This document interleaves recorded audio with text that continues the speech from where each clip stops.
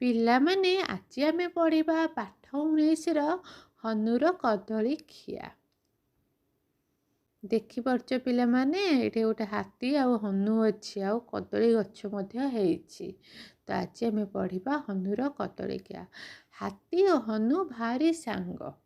ଦିନେ ସାଙ୍ଗ ହୋଇ ନଦୀ କୂଳରେ ଯାଉଥିଲେ। ବେଙ୍ଗଟି ଡେଇଁ ପଡ଼ିଲା।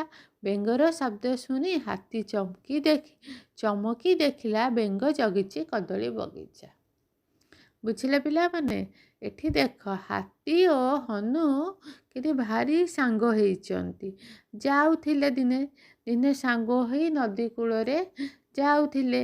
ବେଙ୍ଗଟି ଡେଇଁ ପଡ଼ିଲା। ବେଙ୍ଗଟି ଯେମିତି ହାତୀ ମାମୁଁ ଉପରୁ ଡେଇଁ ପଡ଼ିଲା, ତ କ'ଣ ହେଲା, ହାତୀ ପୁରା ଚମକିଗଲା। ଆଉ ବେଙ୍ଗ ଜଗିଛି କଦଳୀ ବଗିଚା ବୋଲି ସେମାନେ ଜାଣିଲେ।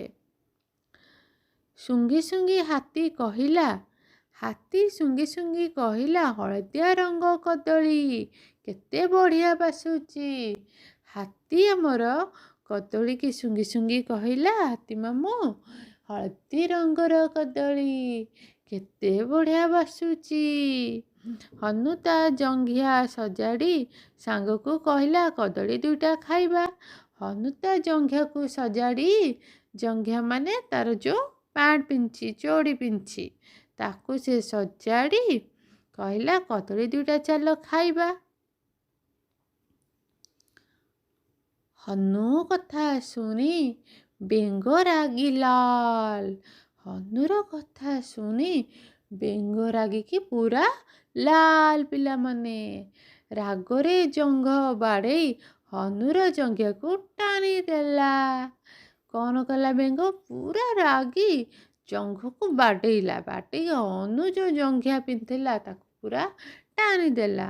ହନୁର ସାଙ୍ଗ ହାତୀ ବେଙ୍ଗର ଜଙ୍ଘିଆ ବାଡ଼ି ଦେଖି ଫେଁ କିନା ହସିଦେଲା।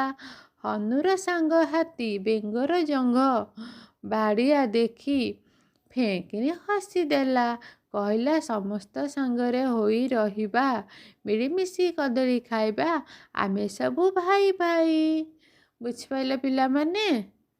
ତ ଚ୍ୟାନେଲଟିକୁ ସବସ୍କ୍ରାଇବ୍ କରିବ, ଭିଡ଼ିଓକୁ ଲାଇକ୍ କରିବ ପିଲାମାନେ। କାଲି ଆଉ ଗୋଟେ ବଢ଼ିଆ ଭିଡ଼ିଓ ନେଇକି ଆସିବି। ଆଜି ପାଇଁ ମୋତେ ବିଦାୟ ଦିଅ। Bye bye.